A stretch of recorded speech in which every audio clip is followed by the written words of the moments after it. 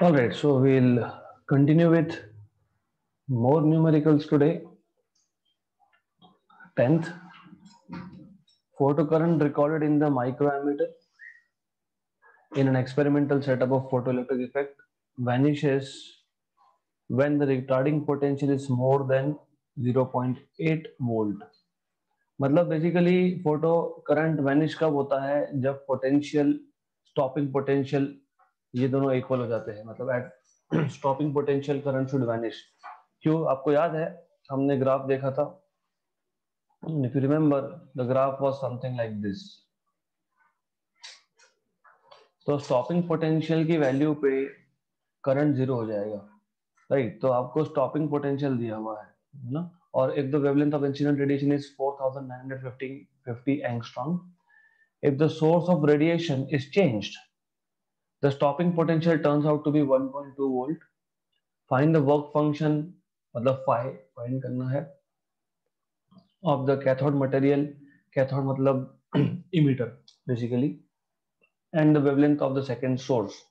So you're supposed to find out two things. You have been given stopping potential in the first case 0.8 volt, wavelength in the first case 4950 angstrom, stopping potential in the second case 1.2 volt.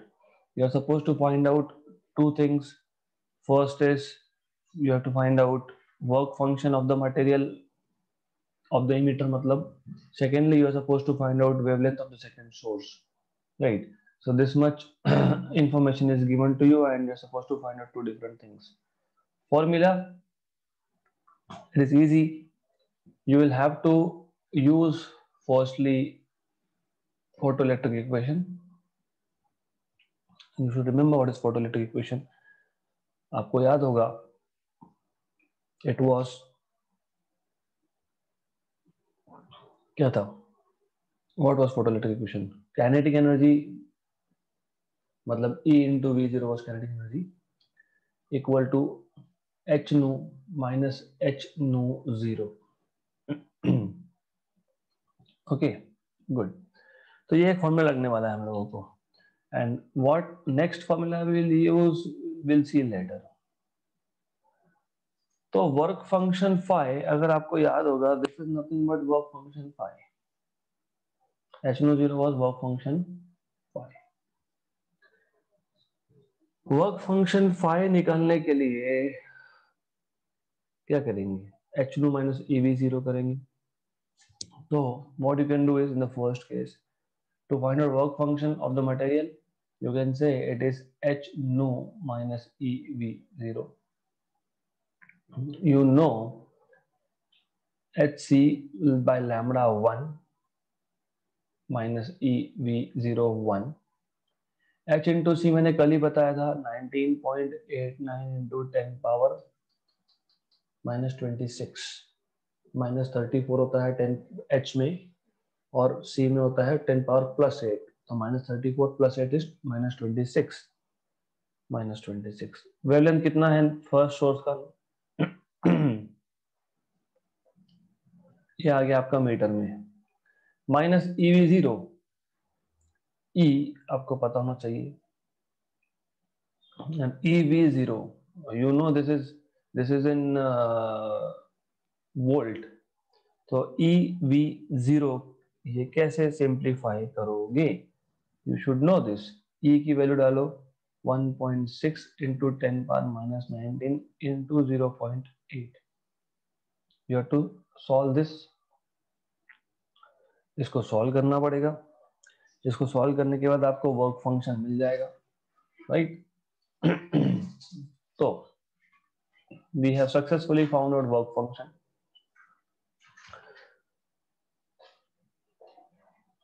I'm going to tell you approximately. अभी आप जब approximate calculation करते हो तो यहाँ पे अगर point लगाया 4950 को 4.950 किया तो यहाँ 10 पावर माइनस 7 होगा.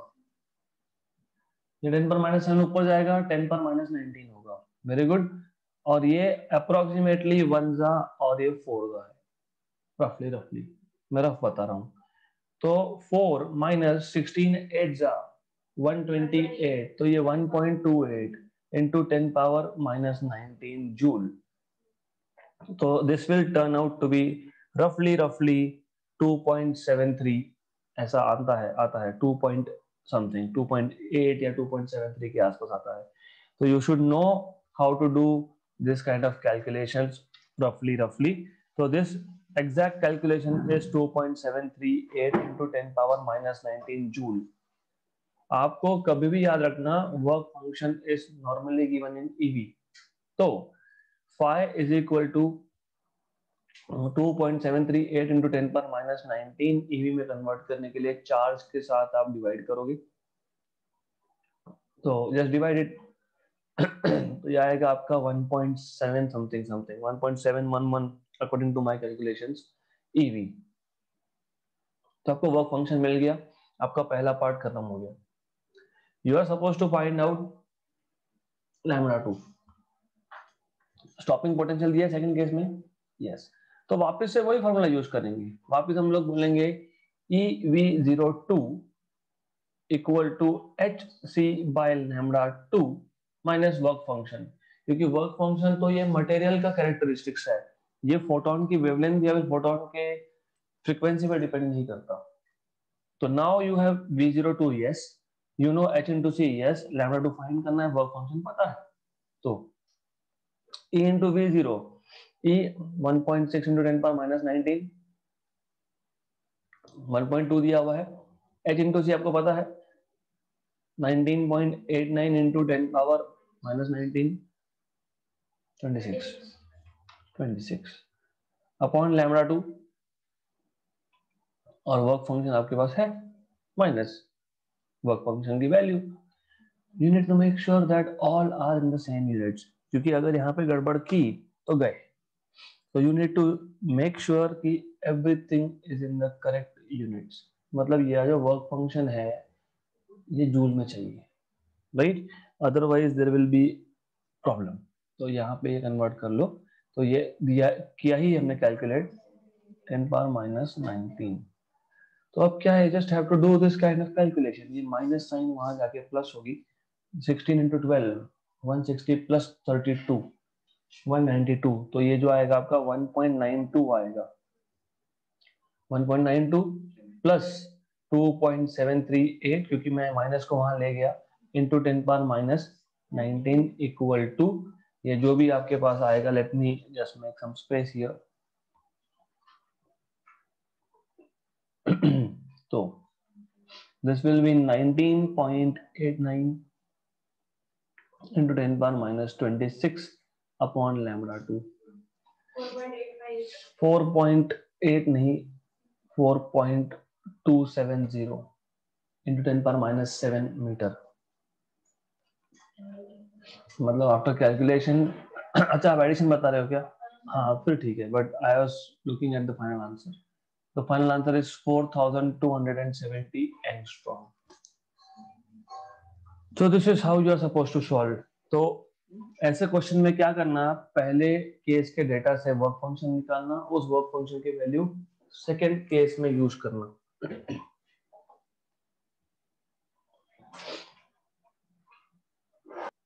Next question. Radiation of wavelength 4500 angstrom is incident on a metal having work function 2 eV. Due to the presence of magnetic field B, the most energetic photoelectrons emitted in a direction perpendicular to the field move along circular path of radius 20 centimeter. What is the value of magnetic field? तो ऐसा है कि as soon as electrons came out, मतलब electrons were emitted and there is a strong magnetic field. तो उस magnetic field की वजह से this electrons start performing circular motion, right? इसका मतलब जो भी सेंट्रीपिटल फोर्स रिक्वायर्ड होगा, क्योंकि सर्कुलर मोशन मतलब you need to have centripetal force. तो सेंट्रीपिटल फोर्स कहां से आया? Force due to magnetic field acting on those electrons. तो सबसे पहले we must note down what is given to us. In the given quantity wavelength is given 4500 मतलब 4.5 into 10 power minus 7 meter directly. Then work function of the metal is 2 eV. जरूरत पड़ेगी तो joule में convert करेंगे. Then radius of the circular motion is 20 centimeter मतलब 2 into 10 power minus 1 meter. You are supposed to find out magnetic field. As I told you that circular motion perform करने के लिए जो भी सेंट्रीपिटल फोर्स चाहिए मतलब mv square by r, this is given by force due to magnetic field. What is force due to magnetic field acting on a charged particle? BQV, QVB या BQV. तो centripetal force is provided by force due to magnetic field, that is QVB. तो ये mv ये भी गया, तो you have B equal to mv by qr, but q is E क्योंकि electron emit हो रहे हैं तो charge is E. Do we know mass of electron? Yes. नहीं दिया होगा तो भी हमको पता है 9.1 into 10 power minus 31 kilogram. Do we know what is V? नहीं. तो V फाइंड करना पड़ेगा. V कैसे फाइंड करेंगे? That is the problem here. To find out V, no, that EV is stopping potential. We are not talking about stopping potential here. We are talking about velocity. आपको याद है stopping potential ही आप हम half mv square लिख सकते हो. This is equal to h nu मतलब hc by lambda minus work function. Right, good. तो B सॉल्व करने से पहले आपको V की वैल्यू फाइंड करनी पड़ेगी. You can do it in 2 ways. या तो V पहले फाइंड कर लो या तो V का फॉर्मूला बना के ऊपर के इक्वेशन में सब्स्टिट्यूट करो. अप टू यू, जैसे आपको ठीक लगे वैसा. तो I will go for finding out V first. hc by lambda minus work function. तो half mass 9.1 into 10 power minus 31 V square equal to HC की वैल्यू आपको पता है 19.89 into 10 power minus 26 upon wavelength की value 4.5 into 10 power minus 7 minus work function 2 दिया है electron volt में, तो 2 into 1.6 into 10 power minus 19 joule, क्योंकि यहाँ पे जूल में लगने वाला है. So you are supposed to solve for this. So फिलहाल I will going to do it for you, but you will have to solve it for yourself later. तो यहाँ पे हमारे पास जो क्वांटिटी है 19.89 by 4.5. This is 4.42. तो ये तो पता है ये 9/2 is 4.5, तो 4.55 तो है ही यहाँ पे. इंटू 10 पर माइनस 31 भी है. V square equal to this turns out to be 4.42 और ऊपर 10 पर माइनस 19 हो जाएगा. तो यहाँ पे जो मैं लिख रहा हूँ 4.42, ये 19.89 by 4.5 है. माइनस 2 इंटू 1.6 इज 3.2 इंटू 10 पर माइनस 19 कॉमन, राइट. तो 4.42 में से मैंने अगर 3.2 सब्ट्रैक्ट कर दिया तो 1.22 बचेगा. तो V square will be equal to 1.22 into 10 power minus 19 upon 4.55 into 10 power minus 31. तो 1.22 डिवाइडेड बाय 4.55 ये आएगा 0.2681, 0.2681, और ये 31 ऊपर जाएगा तो प्लस होगा, मतलब 10 पावर प्लस 12 बचेगा. ये V स्क्वायर है. अब इसका स्क्वायर रूट भी ले सकते हैं हम लोग. Let us take square root of this 0.51. तो v इज इक्वल टू इसका स्क्वायर रूट, तो that is 0.5178 into 10 power 6, right. तो this should be the value of velocity, और करेक्ट है।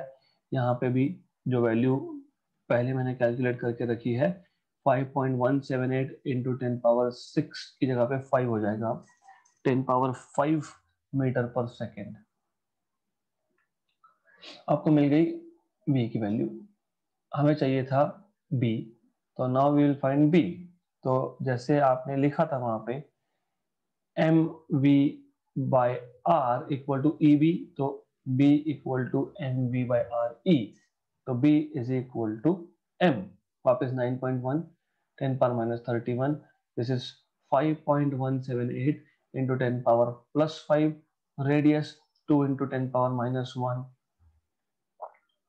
Metre, into e 1.6 into 10 power minus 19। तो ये solve करना पड़ेगा वापस से हमको, तो you should be getting 9.1 multiplied by 5.178। Calculations आपको करने होते हैं, मैं फास्ट करके बता रहा हूं because we don't want to spend time using log tables here, तो वो आपको करना है। तो 14.72 इंटू ये 10 पावर माइनस 31 प्लस 5 माइनस 26, और नीचे से माइनस 20 ऊपर आने वाला है -6, तो 10 पावर -6 टेस्ला, इतना आंसर आपका आना चाहिए। लेट्स सी, है क्या है 1.47 इंटू 10 पावर -5, तो है ये 1.472 इंटू 10 पावर -5 टेस्ला। तो what you have learned in this question is, क्योंकि ये जो है actually it is part of cyclotron, जो इस साल सिलेबस में से डिलीट हुआ था। जब भी आपको चार्ज पार्टिकल को सर्कुलर मोशन में सेट करना होता है तो आप परपेंडिकुलर मैग्नेटिक फील्ड में रखते हो। क्यों? क्योंकि जब if the electron is trying to go in a straight line, the force due to magnetic field makes it path curve, तो वो उसको सर्कुलर मोशन में सेट कर देता है। मतलब सर्कुलर मोशन के लिए जो सेंट्रीपिटल फोर्स है वो मैग्नेटिक फील्ड का जो फोर्स है वो प्रोवाइड कर रहा है। तो that is what you had to know, that's it. बाकी तो आपको second equation Einstein photo electric equation पता ही था। Next question, given the following data for incident wavelength and stopping potential from an experiment on photoelectric effect, estimate the value of Planck's constant and the work function of the cathode material. What is the threshold frequency and corresponding wavelength? मतलब threshold frequency और threshold wavelength पूछा है। Okay. What is the most likely metal used for emitter? Okay, so what you're supposed to do is, first of all, हमको क्या क्या find करना है, let us make a list of it, क्योंकि given का तो टेबल दिया ही है। तो we are suppose to find what, estimate the value of Planck's constant, दूसरा वर्क फंक्शन, तीसरा थ्रेशोल्ड फ्रीक्वेंसी, चौथा threshold wavelength, and lastly which is the most likely emitter that you are suppose to use, वो हम देखेंगे बाद में। You can actually find out value of H in two different ways. एक तो EV0 equal to H nu माइनस nu zero, ये आपको पता होता है, राइट? गुड। इसका मतलब you should know that EV0 equal to H C by lambda, मतलब you can say in terms of wavelength, correct. ये फॉर्मूला हमारे पास है। प्रॉब्लम कहाँ है? प्रॉब्लम यहाँ है कि I can not use this formula directly, मतलब मुझे डेफिनेटली वेवलेंथ के टर्म में यूज करना है, क्योंकि वेवलेंथ दिया है, फ्रीक्वेंसी नहीं दिया, वेवलेंथ दिया है, तो फिर मैं why should I be converting frequency to wavelength? Problem कहाँ आएगा? प्रॉब्लम यहाँ आएगा कि थ्रेशोल्ड वेवलेंथ दिया नहीं है, आपको इंसिडेंट वेवलेंथ दिया है, मतलब इंसिडेंट फ्रीक्वेंसी दिया है, थ्रेशोल्ड नहीं दिया है। तो क्या करेंगे फिर, क्योंकि यही तो प्रॉब्लम है, अदरवाइज वाज गुड, है ना। तो क्या करेंगे, तो ऐसा करते हैं उस केस में हम लोग बोलते हैं कि हमें दो अलग अलग वेवलेंथ के लिए दो अलग अलग स्टॉपिंग पोटेंशियल की वैल्यू दी है, तो हम बोलेंगे EV01 equal to HC 1/λ1 minus 1/λ0। Lambda 0 change नहीं होगा क्योंकि मटेरियल चेंज नहीं हुआ। अगर मटेरियल सेम है तो लैम्डा 0 सेम है, मतलब थ्रेशोल्ड फ्रीक्वेंसी म्यू 0 सेम है, मतलब वर्क फंक्शन सेम है। मटेरियल चेंज किया गया हमने नहीं, मतलब सिर्फ इंसिडेंट रेडिएशन का वेवलेंथ चेंज किया है। EV02 equal to HC 1/λ2 minus 1/λ0। हमें प्रॉब्लम कहाँ आ रहा था, प्रॉब्लम यहाँ आ रहा था कि हमको थ्रेशोल्ड वेवलेंथ पूछा है, दिया नहीं है। तो I can not use this equation directly, क्यों, मुझे H पता है, C पता है, ये भी पता है, राइट, करेक्ट, राइट। H तो फाइंड करना है, मतलब H फाइंड करना है, तो C पता है, ये पता है, ये भी पता है, लेकिन एक इक्वेशन में दो अननोन है, सॉल्व नहीं होगा। तो फिर अभी क्या करेंगे, इसलिए हमने दो अलग अलग वेवलेंथ के लिए इक्वेशन लिख ली। फिर क्या करेंगे, माइनस माइनस माइनस, तो ये जो टर्म है जिसमें थ्रेशोल्ड वेवलेंथ आ रहा था वो कैंसल आउट हो जाएगा, है ना। तो ये आपको मिलेगा EV01 minus EV02 equal to HC outside 1/λ1 minus 1/λ2, क्योंकि ये minus of minus minus plus करके कैंसल आउट हो गया। तो this is how you need to think about solutions. अब मैं EV कॉमन निकाल लेता हूं तो V01 minus V02 equal to HC 1/λ1 minus 1/λ2। E की वैल्यू जो है, एक काम करेंगे, हमको इंटरेस्ट किसमें था, H फाइंड करने में। तो what I will do is, हम लोग पहले सीधा H के लिए इक्वेशन बना लेते हैं। H is equal to E by C, क्योंकि C मल्टीप्लाई हो रहा था वहां पे लेफ्ट हैंड साइड पे, तो यहाँ पे डिवाइड होगा, है ना। तो V01 minus V02 upon 1/λ1 minus 1/λ2। We know value of E 1.6 into 10 power minus 19.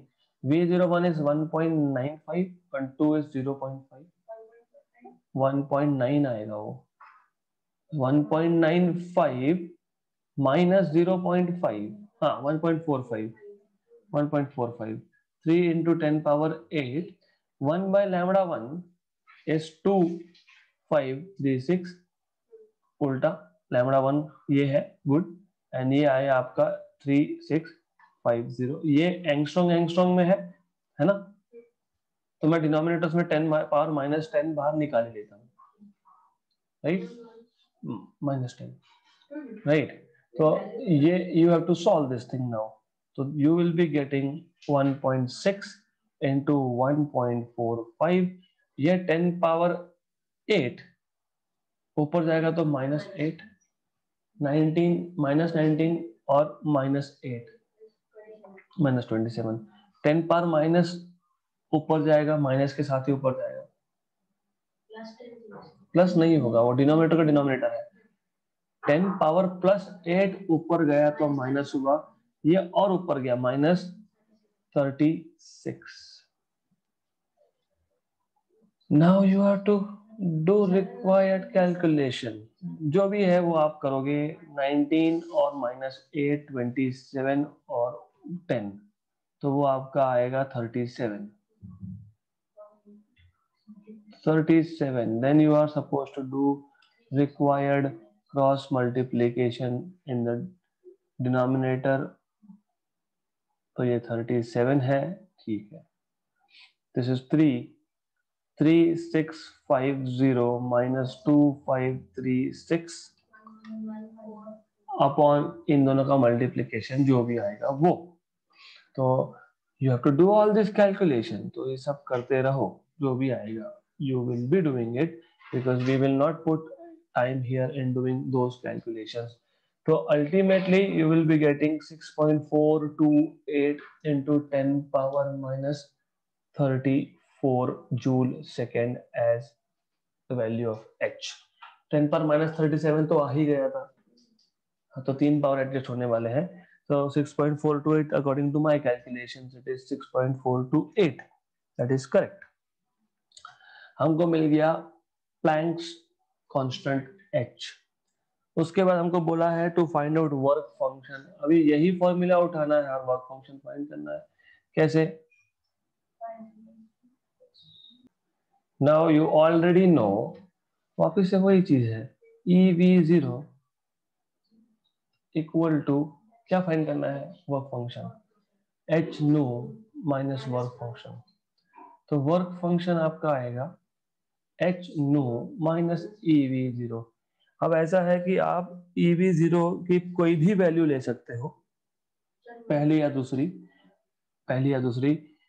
h आपने फाइंड किया है ना, hc बाय लैम्बडा. अभी लैम्बडा 1 लो, लैम्बडा 2 लो, आपके ऊपर है. इफ यू यूज लैम्बडा 1 तो यू विल यूजिंग 1. सिंपल. तो 6.428 into 10 power minus 34 into 3 into 10 power 8 upon lambda 1.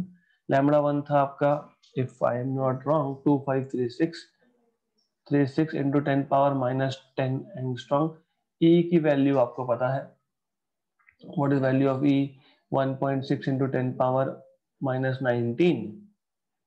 और V01 it is 1.95. ओके, तो ये आपको पता है, इतना तो आपको करना पड़ेगा.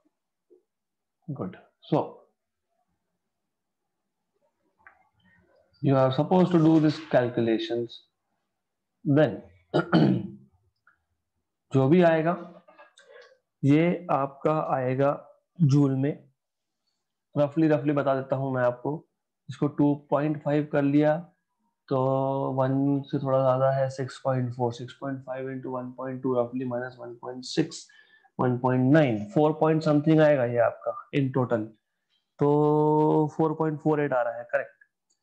4.484 into 10 पावर माइनस 19 जूल में आएगा. इसको आप ईवी में कन्वर्ट करोगे क्योंकि work function is normally given in eV. EV में कन्वर्ट करने के लिए आपको पता है you always have to divide by charge. तो 1.6 into 10 पावर माइनस 19 ईवी, ये और ये कैंसिल हो गया. 4.4 मतलब ये 2.5 से ऊपर जाएगा तो should get 2.803. So this is 2.803 EV. Let us verify at least these two. है क्या? 6.42 yes, 2.80 yes. अब हमको फाइंड करना है, क्या बोला next is threshold frequency. This is easy. Once you have work function, you know work function is equal to h nu 0. ये तो पता ही था, है ना. तो nu 0 is equal to n work function by h. Work function आपका कितना आया? 4.484 into 10 power minus 19 joule upon h कितना आया? अच्छा वो जूल क्यों? क्योंकि ऐसा यूनिट है. हाँ, और प्लैंक्स कांस्टेंट भी जूल सेकंड में लिखते हो. गुड. ईवी में मत लिख देना यहाँ पे वर्क फंक्शन को, नहीं तो आंसर गलत होगा आपका. 6.428 into 10 पावर माइनस 34. ये ऊपर जाएगा प्लस 34 मतलब प्लस 15, तो 10 पावर 15. 4.5 by 6.5, 1 और 2 के बीच में 1 point something something.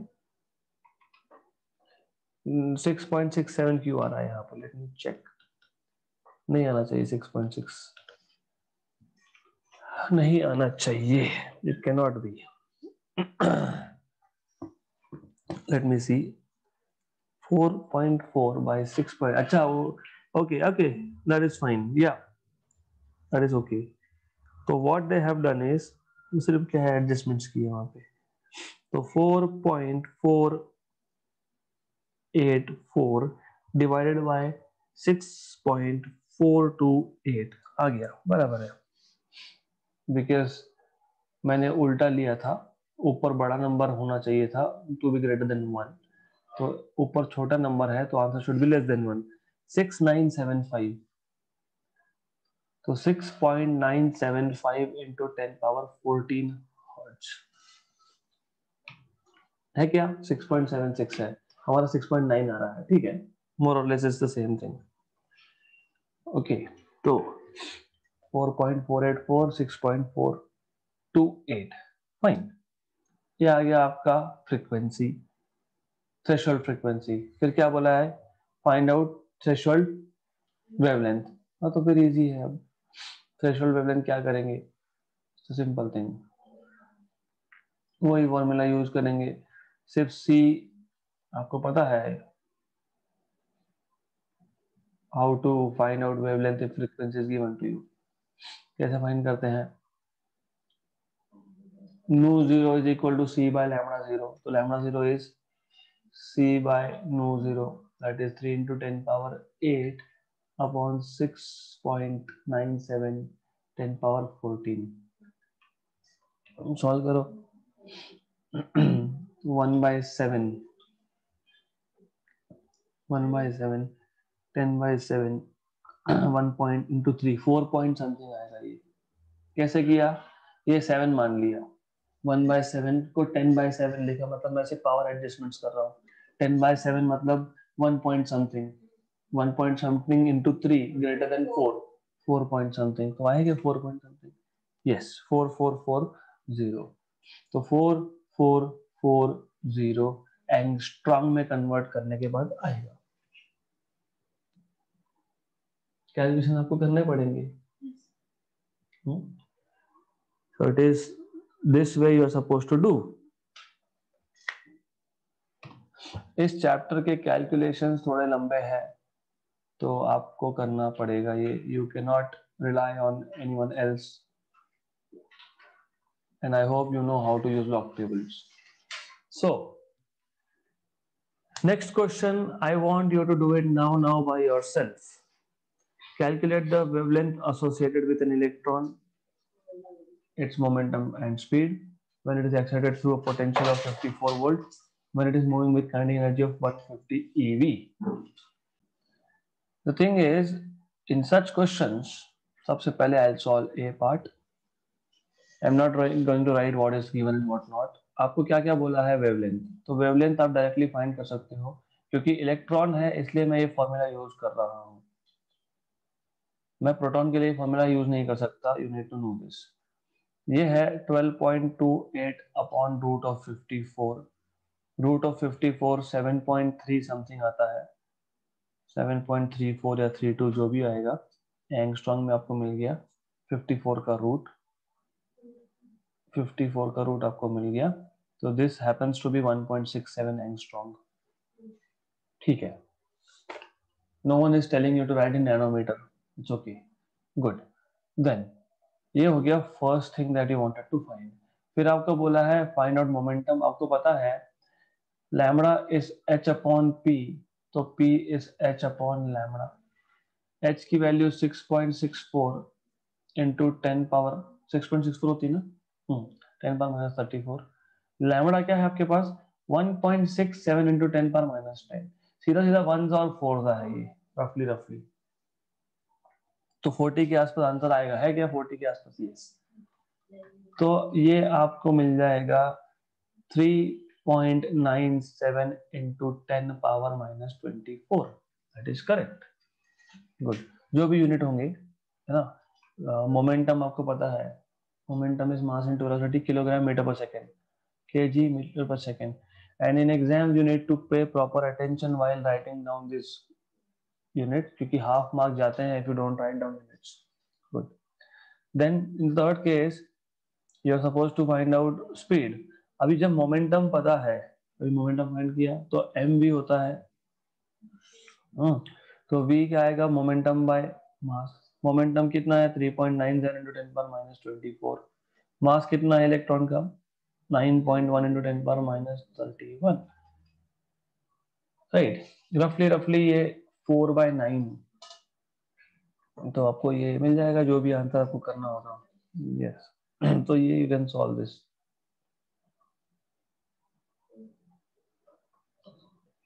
तो you will get this as 4.36 into 10 power 6 meter per second. In the B part only changes, बाकी दोनों चीजें सेम है, सिर्फ पहला वेवलेंथ का फॉर्मूला जो है वो चेंज होगा यहाँ पे, दैट्स इट। यहाँ पे आपको सिर्फ lambda equal to h upon under root of 2 MEK और EK इन जूल्स, तो वो 150 EV को जूल्स में कन्वर्ट करना पड़ेगा, मतलब 1.6 into 10 power minus 19 से मल्टीप्लाई करना पड़ेगा। That is the only change, done, right? Okay, next question. The de Broglie wavelength associated with an electron and proton are same. The wavelength are same. What will be the ratio of their momenta, their kinetic energies? तो given to you is, given quantities में आपको बोला है wavelength are same, proton और electron के, आपको find करने के लिए बोला है ratios of momentas, मतलब momentum of electron to that of proton, and you are supposed to find out kinetic energy of proton to that of electron to that of proton. This is very simple since you know that lambda is equal to h by p. इसका मतलब ये होता है कि h constant है तो lambda is inversely proportional to p. Good, तो और ऑलरेडी वेवलेंथ भी कांस्टेंट दिया है, सेम दिया है ना? तो since lambda E is equal to lambda P, therefore momentums भी सेम है, इसका मतलब मोमेंटम का रेशियो 1 आएगा, है 1? यस, क्योंकि lambda is h upon p, h तो कांस्टेंट ही था, लैम्बडा भी कांस्टेंट हो गया, तो मोमेंटम इक्वल हो गया। गुड, मोमेंटम इक्वल हो गया। अब काइनेटिक एनर्जीज का रेशियो आपको बोला है, तो काइनेटिक एनर्जीज का रेशियो आप कैसे निकालते हो? How do you find out ratio of kinetic energies? In this case is simple thing. क्या करेंगे इसमें? No, the thing is you already know that kinetic energy is equal to p square by 2m, half mv square, m से multiply divide किया था, m square v square by 2m, m square v square p square by 2m, right? हमको क्या चाहिए? Kinetic energy of electron to that of proton, तो ये momentum of electron to that of proton का square आएगा, 2 times of mass of proton upon 2 times of mass of electron, cancel cancel, ये तो 1 ही है, तो सिर्फ it is ratio of mass of proton to that of electron, ये 1836 आता है, because you know proton is 1836 times heavier than electron. नहीं पता है तो पता कर लेंगे. This is 1 square mass of proton upon mass of electron. Mass of proton is 1.67 10 power minus 27 upon 9.1 into 10 power minus 31. ये ऊपर जाके 4 हो जाएगा, 10 power plus 4. 1.67 और 9.1 का रेशो जो आता है, I'll just tell you, 1.67 divided by 9.1, 0.1835 something, तो 36, तो ये आ गया 1836। तो अगर आपको पता होता तो सॉल्व भी नहीं करना पड़ता, क्योंकि मास proton is 1836 times heavier as compared to electron. Okay, good.